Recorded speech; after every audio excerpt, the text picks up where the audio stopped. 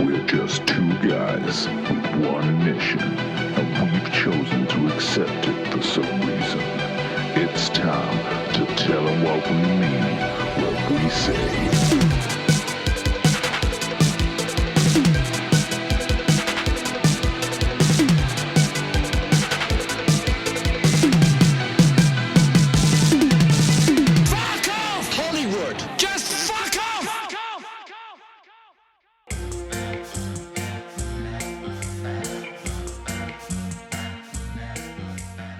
Is it working? Yeah.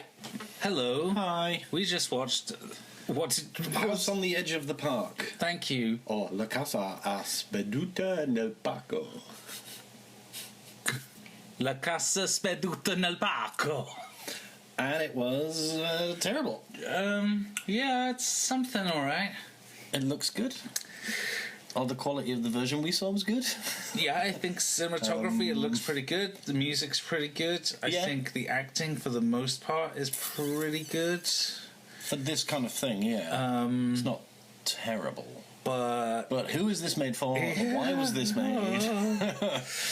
It has no redeeming qualities whatsoever. So it's... Really? As a movie.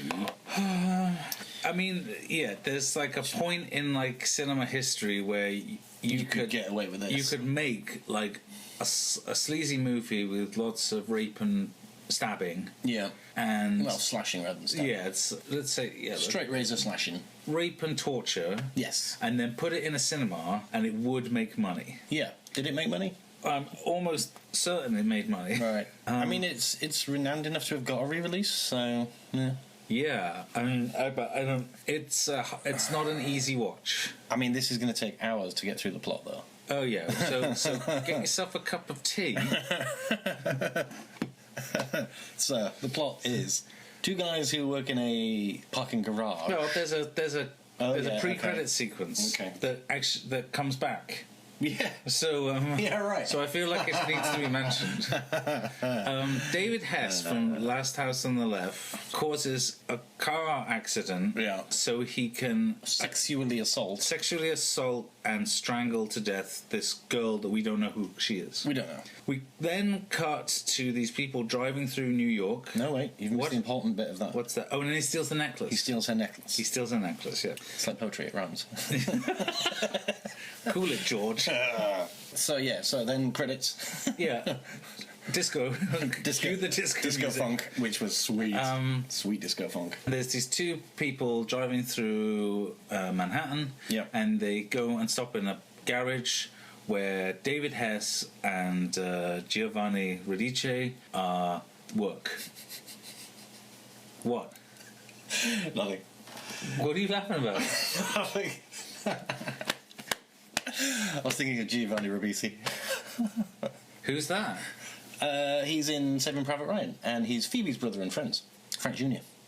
Oh, really? I like to melt stuff. I didn't realise they had. And I don't like things that don't melt. I didn't realise that. That's Giovanni Ribisi, the famous Scientologist. Is he a famous Scientologist? Yeah. He's. I mean, if ology it means the study of, and scient means scient. Yeah. He studies science, does he? He's a studier of the scient. Wow. I'm going to ask him about whether I should vaccinate your kids. I'm almost certain I know his answer. No.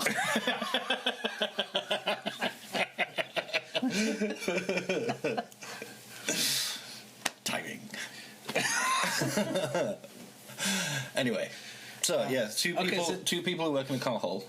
They work in a car hole, and they say, and the people who are driving the car say, "Oh, my car's not working. I'll pay you to fix it." But and they're off out for a boogie. David Hess is wants to go dancing. Let's go dancing then.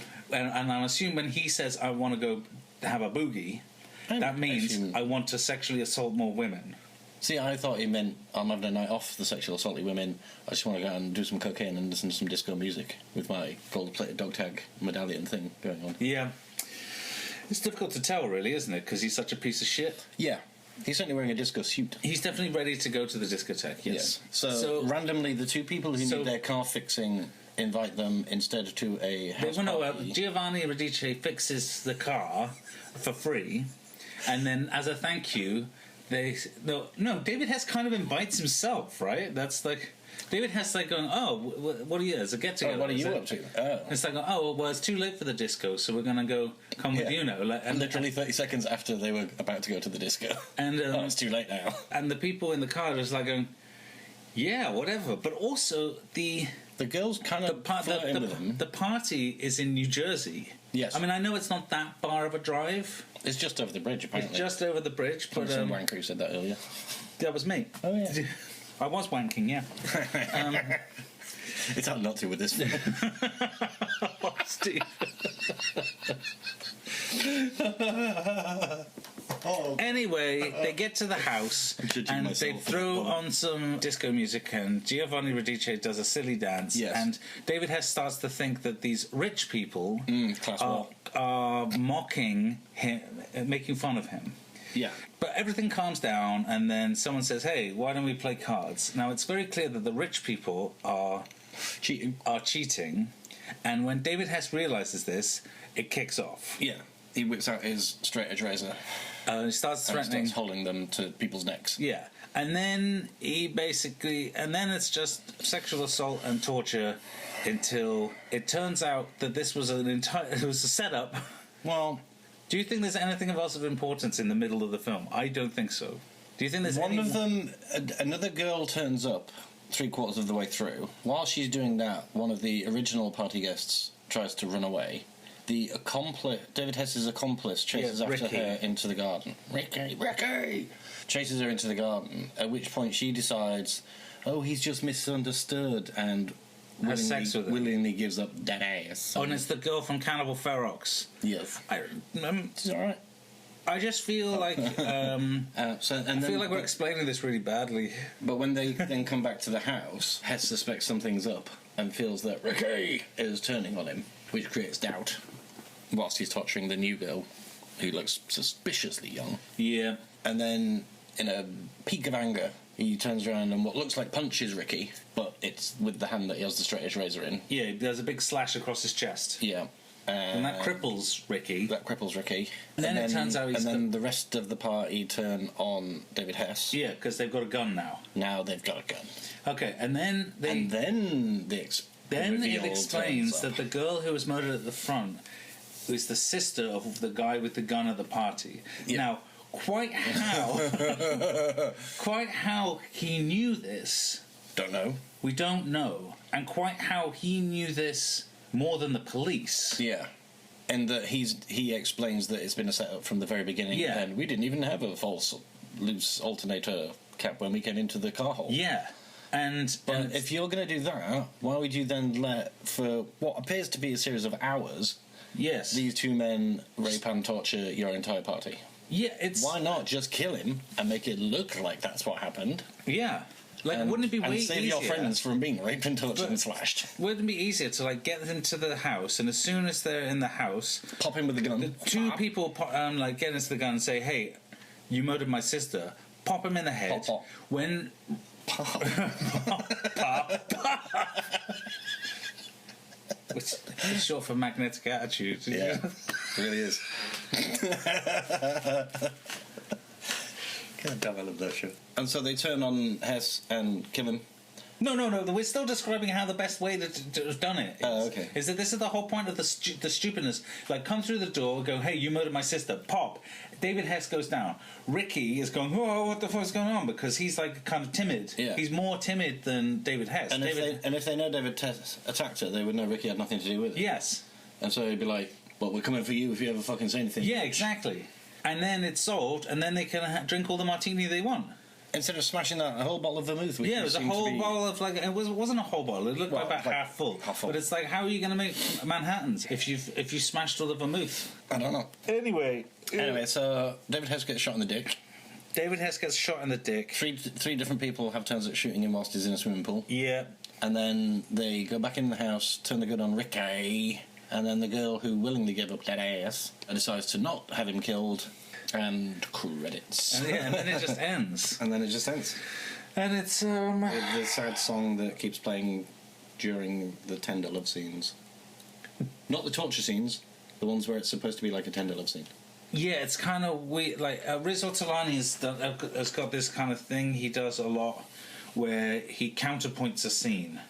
So, so if the scene is really violent, he'll have something like quite moving. Did he do Last House on the Left as well? He didn't do Last House on the Left. David Hess did Last House on the Left. Yeah, but that's at its absolute fucking zenith. I disagree. It's the the best example of this. The best example of this is another Riz Ortolani one, which is "Don't Torture a Duckling" by Lucio Fulci. When all these, so basically, there's a child murderer on the loose in this village, and the village thugs think it's this witch woman. And she's not really a witch woman. She's just like a single female woman, but she's like... So they basically... They beat her to death with chains in the cemetery. Cool. And it has a really beautiful piece of music over the top of it, because it's supposed to be counterpoint. It's supposed to think about these things. It's like something that Riz Ortolani does. Well, it's like the beautiful classical music over the montage of murders in Godfather. Yes. Yeah. But let's talk about the elephant in the room and how this movie's about class war. Sure. Because, let's face it... Hopefully that's the point of it. Well, I don't... Otherwise it's just the most sleazy, perverted fucking bullshit. Yeah, I think that is what it is, but for the sake of argument, I feel like we should really read into this. For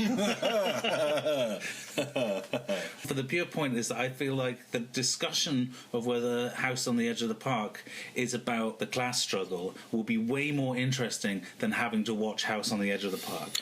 Yeah. So... what we have is that rich people are kind of assholes. That's the characters of all the wealthy people, right? Okay. And the guys who work in the garage, the working class, are animals. And they're duped by the... Yeah, because they're stupid. By the elite. Because they can get fooled by the elite. So basically, everyone is an asshole.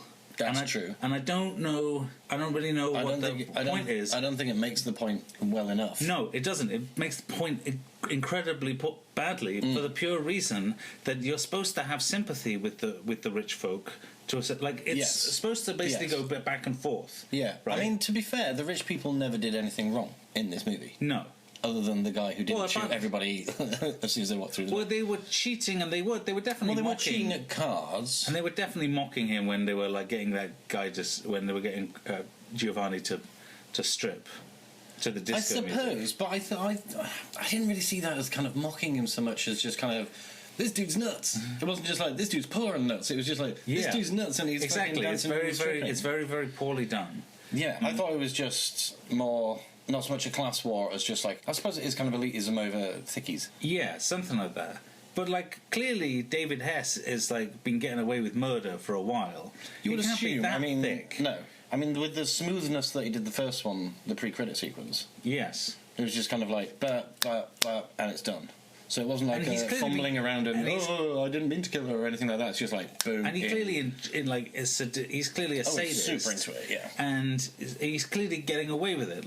Which leads to the weird comment 3/4 of the way through by Ricky going you have to stop, man, before you go too far. It's clearly he's already gone too far about an hour ago. No, but this implies that Ricky knows of other women he's killed. So it implies that he does or doesn't? It implies that Ricky was maybe there at a murder before... I think the opposite. Before the first one. I think the opposite. I think it's that he didn't know, and he's going oh, this is a really fucked up situation, but don't go too far, i.e. don't kill him. No, but he said not like last time. Did he say that? Yeah. No, I don't think he did. I think he did. I think he was just saying... Well, see, we just watched this movie, we don't remember it. No, I think he was just saying you've got to stop it before you go too far. I think he doesn't know. I think he was just out for a good time with his mate, got caught up in the kind of peer pressure of the situation as it was unfolding. Yeah. As we watch it. So he's just oh, I don't know, but I'm going to go along with my mate because he seems to know what's going on. Kind of with the punching and the stealing of the cards, and they're kind of we're going to do one over at you and I'm going to steal all the money. So he's in for some petty crime, but then when all the slashing shit starts, that's when he starts kind of reeling back a little bit. Yeah. Because he doesn't really understand his part in the entire thing is pretty much holding everybody else at bay whilst Hess is doing what he does. Yeah. So and I think there's an implication that when he gets the chance to make love to a lady, that he can't do it. He never actually fucks anybody, I don't think. I don't think. I think every time he tries, it stops before any kind of Maybe before any kind of actual penetration, other than the lady in the garden, because she's into it. She's like, oh yeah, well, hey, you're not so bad. Let's do this. And I think that's. But it cut away before we saw anything. We basically saw him. I'm pretty sure that one went to fruition in the garden. I think all the ones in the house. But then he did have sex with someone. In the walls but all the ones in the house, the forced ones, the ones that would have been actual attacks. I think he can't. I think he couldn't do it. And. Oh, you're talking about... I think within the scenes there's bits where he pulls away. You're not talking about David Hess at this point. No. Okay, that's what I was like completely confused. Oh, yeah, no, Hess goes all the way. Yeah. 100. So I think the implication is that Ricky's just the stooge along for the ride, and that's why she lets him live at the end. Because he's not the true evil in this situation. But what we're saying is... Hess was clearly the evil. I just can't believe that if their plan was to kill them, was to get revenge... Then they let it go that far. Yeah. Oh, it makes no sense. But yeah, as soon as he comes out with the gun, I was just like, right, why didn't you have that fucking 2 hours ago? And then when he explains that it was my sister, she's like, what the fuck? Like, how are all his friends not beating the shit out of him right now? She's going, what the fuck, dude? Like, why did you let us go through all this fucking bullshit? You could have literally stood behind the fucking door frame and Joe Pesci and Goodfellas. Oh no, poof, and he's down. Yeah, and then it would have been a short movie. Well, then, in that case, don't make the movie. Who did you make it for? Who enjoyed this, other than Diodato? I was reading the Wikipedia, and Diodato said it was too violent. He's the director! I know, what the fuck? Oh my god! He's the director of Cannibal Holocaust. And he said, but House on the Edge of Park was a bit too much. This is a lot creepier. This is a lot more sadistic. Yeah, to humans. This almost isn't the turn at the end isn't enough to save this and make it a rape revenge. This is just fucking. It's just sleaze and then disjointed, and then you're like. It's what funny games would have been with no fucking control of it. It's kind of it's just it looks pretty good. It sounds pretty good. Everyone acts pretty well to a certain extent. I mean, Hess is fucking giving it everything. But at the same time, it's kind of not enjoyable. It's not enjoyable. It's not enjoyable at all. So I don't like. So it must be cinema for people who don't like having a good time. Like incels. Yeah, I bet they would love this. Yeah, they 100% would. They could watch this just after Joker. Yeah. There you go. There you go, double bill. Double bill for you. Except I kind of don't... You hate yourself and women. This film's for you. Yes. That's the target audience. Yeah. Imagine like a big meeting at Disney, because Disney own everything now, so Disney going to buy the House on the Edge of the Park and then remake it with... who's going to be in the Disney remake of this? I'm going with Jake Gyllenhaal and... Which one's he? From... No, in the film you pick. I know fucking Jake Gyllenhaal is. Who's Jake Gyllenhaal? He's fucking Jarhead. No, who is he in the movie? He's David Hess. Is he Hess? Yeah, he's David Hess. I would have thought he would have been a better Ricky. He does quite a good kind of sad-eye simpering. No, because he can do an intense... Have you seen Nightcrawler? No. I keep meaning to. He can do intense. Yeah. For Giovanni Lombardo Radice, Michael Cera. Yeah, it's good casting. Thanks. And everybody else, who cares? And literally anyone. And maybe they should have one old person. If they do a remake, they should have one old person at the party. It should be Udo Kier. Who gets taken out real early. Yeah. But steals the film from everybody. Yeah. Because he's Udo Kier. How couldn't he? So get on it, Disney. So thanks, Disney, for owning all our culture. I don't have a problem with it. You don't have a problem with it? No. If they want to put as much money into fucking Marvel as they do, but this is the difference, Steve. The thing is, and controversial view. I like the Star Wars films. Do people like the Star Wars movies? That's why it's controversial. Oh, people like them. Well, no, I think less and less people do, especially the newer ones. Yeah, all right, whatever. I like them. Okay. That's a different podcast. I watched the first 6, and I liked Return of the Jedi the best. You're an idiot. Why? Because I enjoyed something the most. No, because you enjoyed Return of the Jedi more than Empire Strikes Back. Yeah, I enjoyed it way more. You're foolish. I'm just saying, I enjoyed it way more than... the thing is, my problem with Empire Strikes Back... Oh my god, we're talking about fucking Star Wars. Nice. I knew it happened My eventually. problem with Empire Strikes Back is not necessarily the story, because I think it has the most interesting story. Yes, and the best acting. But it's the best Luke's actions. character. Luke's character basically changes in that movie, and he becomes a bit of an arsehole. Right. Which point? He was an arsehole in the first one. I don't remember him being an arsehole. I'm being... But I was supposed to go to Tashi Station and get some power. That's not being an arsehole. It's that's been a being spoiled whiny. little That's, twat. yeah, but that's not being an arsehole.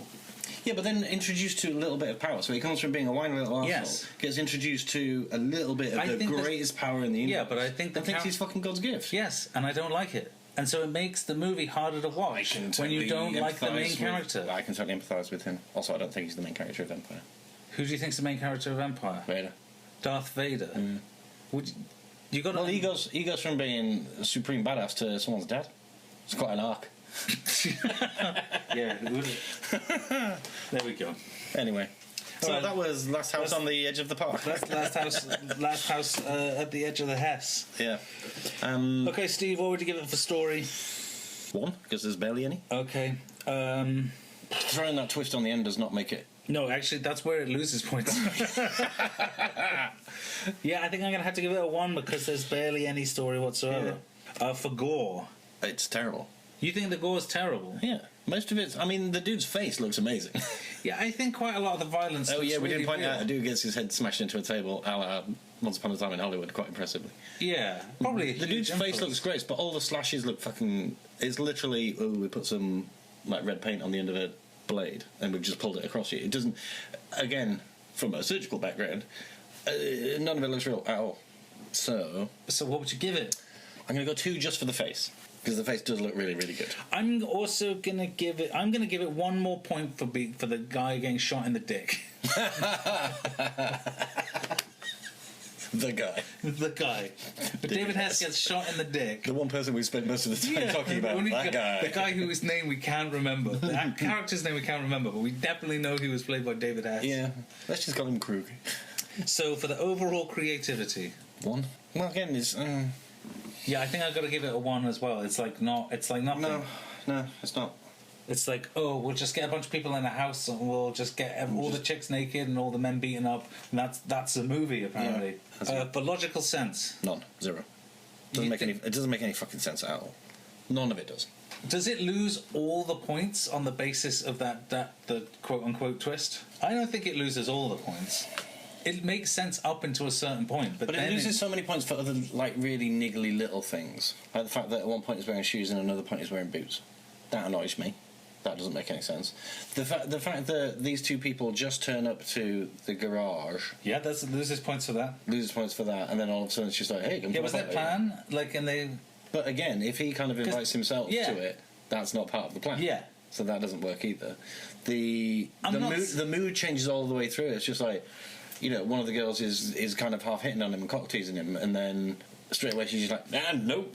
And she's like, wait, what? And he's happy about that. He's not happy about that. He's happy about that. None of the motivations make any sense. Yeah, but does it deserve a 0? The fact that there's 2 guys, even before he pulls out the straight edge, there's 6 of them. 6? 5? 5. 5 of them, 2 of them. Just fucking bum rush him. He's a big dude. Well, you can fucking take him down quite easy. Yeah. But and also, if you've got a gun, why didn't you fucking pull it out at the start? Sure, but like, does it deserve a 0? Yes! Alright. Well, I'm going to give it a 1. It makes no sense. But, even if it is just for the... Why didn't you just pop him as soon as he fucking walks in the door? I mean, there's no movie. Yeah, it's the...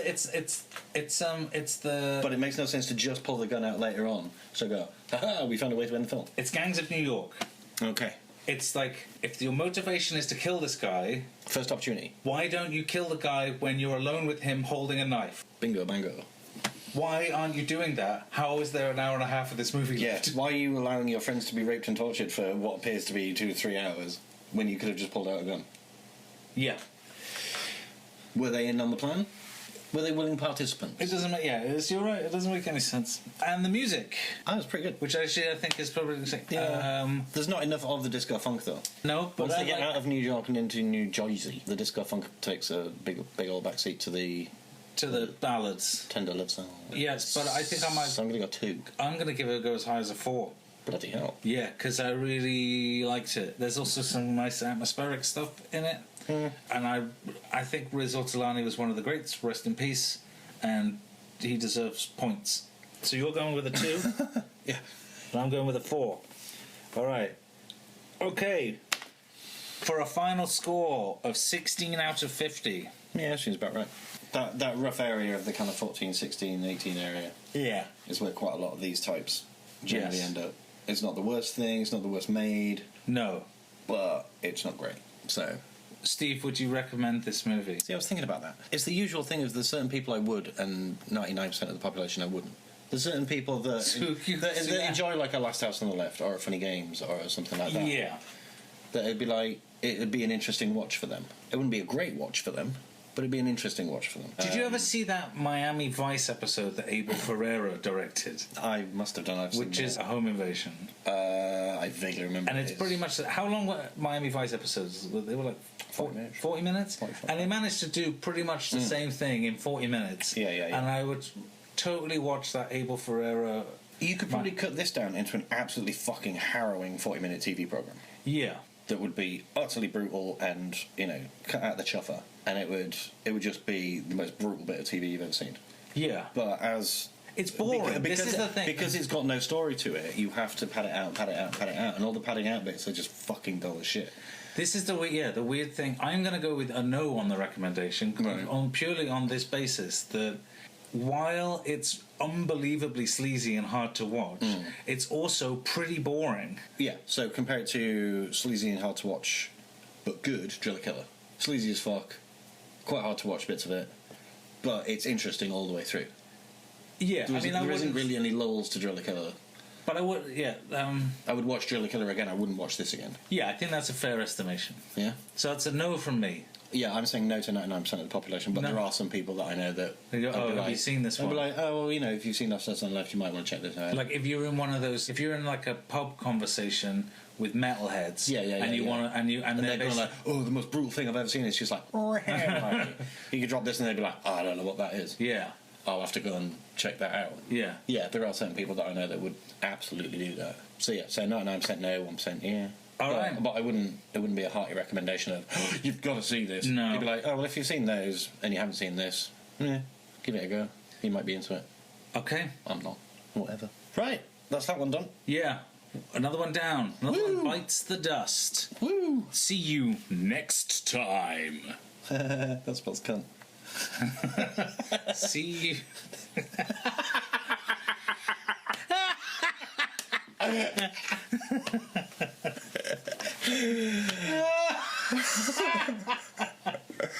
All right, good Thanks. good one, Steve. Thanks, mate. Bye. Bye.